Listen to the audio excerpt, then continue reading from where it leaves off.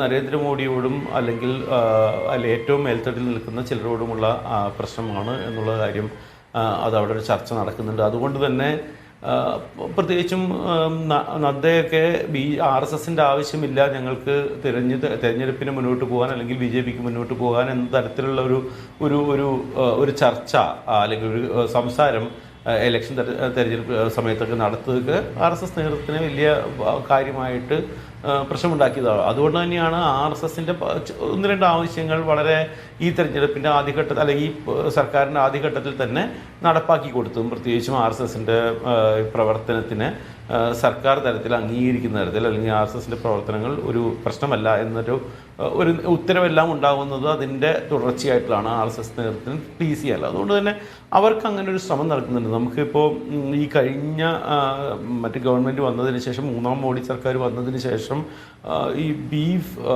അതിൻ്റെ പേരിലുള്ള ആക്രമണങ്ങളുടെ ഒരു വർധനവിൻ്റെ ഒരു ഇത് നമുക്ക് കാണാൻ പറ്റും. പെട്ടെന്ന് അത് വീണ്ടും വാർത്തകളിലേക്ക് നിറഞ്ഞു വരികയും എല്ലാം ചെയ്യുന്നത് നമുക്ക് കാണാൻ പറ്റും. എന്ന് വെച്ചിട്ടുണ്ടെങ്കിൽ ഒരു കോർ അജണ്ടയിൽ നിന്ന് BJPയോ അല്ലെങ്കിൽ ഒരു സർക്കാരോ പുറകോട്ട് പോയിട്ടില്ല എന്നുള്ള സന്ദേശം അണികളിലേക്കും RSS നേതൃത്വത്തിലേക്കും എല്ലാം എത്തിക്കുന്നതിനുള്ള പരിപാടികൾ നടക്കുന്നുണ്ട്. അതുകൊണ്ടാണ് ഇതിനൊരു ധൃതി പിടിച്ചപ്പോൾ ഇത്തരത്തിലൊരു ധൃതി പിടിച്ചിട്ടൊരു സമീപനം ഉണ്ടായിട്ടുള്ളത്. നമുക്കറിയാവുന്ന പോലെ തന്നെ ഇതൊരു ജനാധിപത്യപരമായിട്ടുള്ളൊരു ചർച്ചയിലൂടെയോ അല്ലെങ്കിൽ അത്തരം രീതിയിലൂടെ മുന്നോട്ട് പോകാനുള്ള സാധ്യത വളരെ കുറവാണ്. കാരണം ഇപ്പോൾ കോവിന്ദ് കമ്മിറ്റിക്ക് മുന്നിലേക്ക് ഈ നിർദ്ദേശം വയ്ക്കുന്നതിന് മുമ്പ് തന്നെ ഇത് പാർലമെൻറ്റിൽ ചർച്ച ചെയ്യേണ്ടതായിരുന്നു, വിശദമായിട്ട് ചർച്ച ചെയ്യേണ്ടതായിരുന്നു. അത്തരത്തിലൊരു ചർച്ച പാർലമെൻറ്റിൽ നടന്നിട്ടില്ല എന്നുള്ളത് പ്രതിപക്ഷത്തിലുള്ള മുഴുവൻ ആളുകളുടെയും ഒരു വലിയ പരാതിയാണ്. കാരണം അങ്ങനെ ഒരു കമ്മിറ്റിയിലേക്ക് ഇത് പോകുന്നതിന് മുമ്പ് തന്നെ ഒരു ചർച്ച നടത്തേണ്ടതാണ്. കാരണം ഇതൊരു രീതിയിലാണല്ലോ നമ്മുടെ ഒരു ജനാധിപത്യ സമ്പ്രദായത്തിൽ ഇതൊരു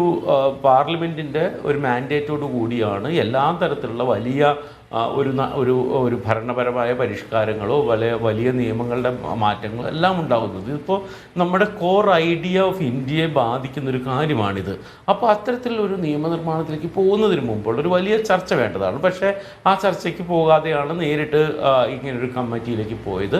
ആ കമ്മിറ്റിയുടെ നിർദ്ദേശങ്ങളാകട്ടെ ഇപ്പോൾ ഒറ്റയടിക്ക് തന്നെ മറ്റൊരു ചർച്ചയും കൂടാതെ തന്നെ ഒരു ക്യാബിനറ്റ് അംഗീകരിച്ചതിന് ശേഷം തുടർന്ന് ഇനിയിപ്പോൾ അതെങ്ങനെ ഇംപ്ലിമെൻറ്റ് ചെയ്യും എന്നുള്ള കാര്യത്തിൽ ചർച്ച ചെയ്യും എന്നുള്ളതാണ് അവർ അവകാശപ്പെടുന്നത്.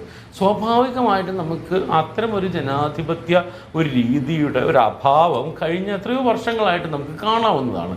അപ്പോൾ അത് നമ്മൾ ഇനി പ്രതീക്ഷിക്കുന്നതിൽ പ്രത്യേകിച്ച് കാര്യങ്ങളൊന്നുമില്ല. അപ്പോൾ നമുക്ക് മനസ്സിലാവുന്നത് ഇത് നടപ്പാക്കുക എന്നതോ അല്ലെങ്കിൽ ഇത് ഏതെങ്കിലും തരത്തിലുള്ള ജനാധിപത്യ പ്രക്രിയയിലൂടെ ഇങ്ങനെ ഏതെങ്കിലും ഒരു ആശയത്തെ മുന്നോട്ട് വയ്ക്കുകയോ അല്ല പ്രധാനം, മറിച്ച് ഒരു ഹിന്ദുത്വയുടെ ഒരു കോർ അജണ്ട, ആ അജണ്ട പുഷ് ചെയ്യുക, അത് നടപ്പാക്കാൻ യോഗ്യമായിട്ടുള്ളൊരു സർക്കാർ തന്നെയാണ് തങ്ങളുടേത് എന്ന് വീണ്ടും വീണ്ടും ഉറപ്പിക്കുക. അങ്ങനെയുള്ള കാര്യങ്ങളാണ് ഇവിടെ നടപ്പാക്കുന്നത്. അത് ഇന്ത്യയിലെ മുഴുവൻ ജനങ്ങൾക്കും വേണ്ടിയോ ഒന്നും ആയിരിക്കില്ല. ആഗ്രഹം ഇതിന് പിന്നിലുണ്ട് എന്നാണ്. അല്ല